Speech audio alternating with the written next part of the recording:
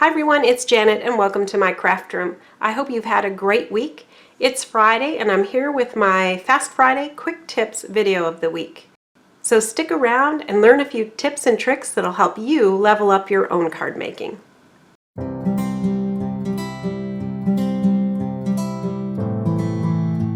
As card makers, we spend a lot of time and effort on the focal point, the front of the card.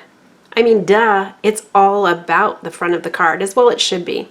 But have you spent so much time on a card front that by the time you're done, you have frankly run out of gas and you have no interest in doing anything on the inside of the card? Yeah, I know I've been there. I've also found some discomfort in stamping inside directly on the cardstock. Somehow, it just doesn't look right. And I've noticed many card makers will put in a mat before they decorate. And I wondered, why is that? Well, I think we instinctively know there should be something else in there. So let's do a little history lesson that might show us why we think that way. Take a peek at this card. You see, back in the day, pretty much every card had an insert like this one has. And over time, the card makers have eliminated the inserts. I suppose it's to trim costs, but also it's a lot easier today, I would think, to print on the inside and have it look nice. Still, most of us grew up with the inserts and we feel like something's missing when they're not there. Your solution? An insert. These are simple to do and make your card finished even when you don't stamp anything inside of them. So today I'm going to show you how to make inserts for an A2 side and top fold card and also for a 5x7 side fold card. So let's get to it. So first I'm going to do this for a A2 sized card with a side fold. And this is what it looks like with the insert in it versus without the insert. So I think you would agree with me that it just feels a little bit more finished, even though there's nothing at all stamped inside of it. So let's make this one. I'm going to bring in my trimmer. And of course, for an A2 size card, two inserts can be made with one 8.5 by 11 piece of paper. Now I use copy paper. The first thing I'm going to do, as I mentioned, is the side fold. So that needs to be a measurement of 8 1/4 on the short side. And then we're going to cut two pieces on the long side to get two inserts. So the first one is 5 1/4 inches.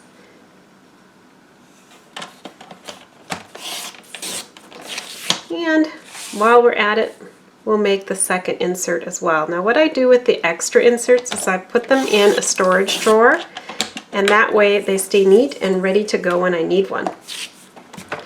So I'm going to score this one at 4 7/8. And don't worry, all the measurements and the score marks are going to be shared with you in the video description. So I think I said 4 7/8, but it's 4 1/8. Just to make sure I don't score it in the wrong place.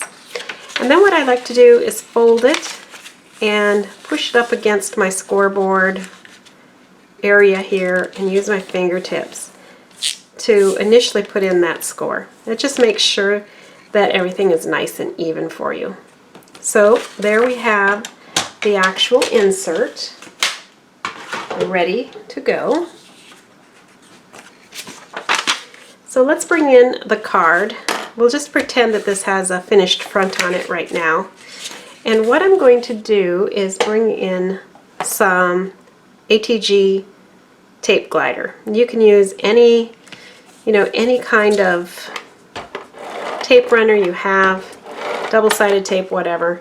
I prefer this over wet glue for this particular use because then you don't have to worry about any wrinkling or anything of that, because this paper is pretty lightweight and it will wrinkle a lot easier.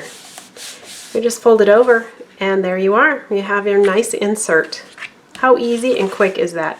Even when you're out of gas and energy, you can do that to finish off your card. So next, let's look at the top fold card. Here is one with the insert and here is one without the insert. Once again, I just think, it just looks more finished and nice with the insert. So let's make the insert for this yellow card front or card base. Bring in the cutter. Now this time we're going to cut on the long side at 10 3/4 inch. So we'll put it up there and cut just that little sliver off. And then we're going to cut 2 pieces at 4 inches each. And that will give us 2 top folding inserts. So there's the first one. And as I said before, you might as well go ahead and cut the second one, fold it, and put it away for future use. But for now, we're going to just work with the one. All right, so we're going to score this at 5 3/8. So 5 3/8 is right here. And once again, I'm going to push this up and push it up and to the side at the same time to get the edges even, and use my fingertips here and then my score tool like so.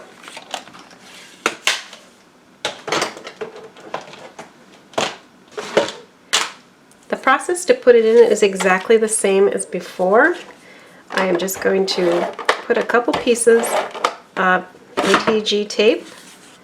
I'm going to put that in here the way that I want it to be, kind of watching again for the borders on each side, and then folding it shut and press. And there you have it, a nice insert there as well.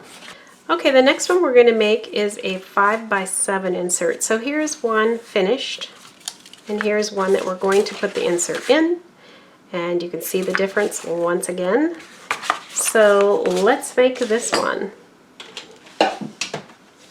Bringing back my trimmer, I'm going to take a piece of copy paper again. Now this one is going to be on the short side, 9 3/4.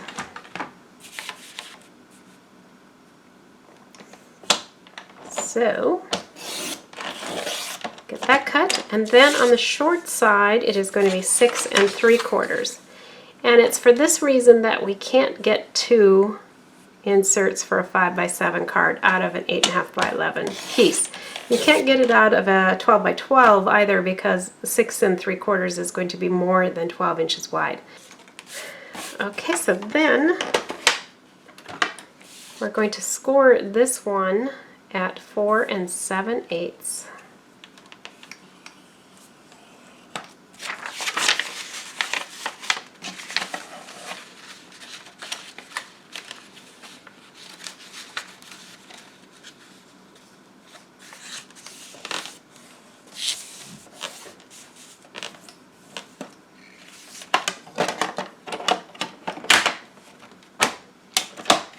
Okay, we can put our cutter away,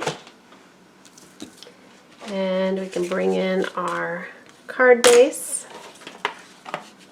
and just make sure you're putting it at the right side. So, you know, here I could tell it was folded on the right instead of the left like we want.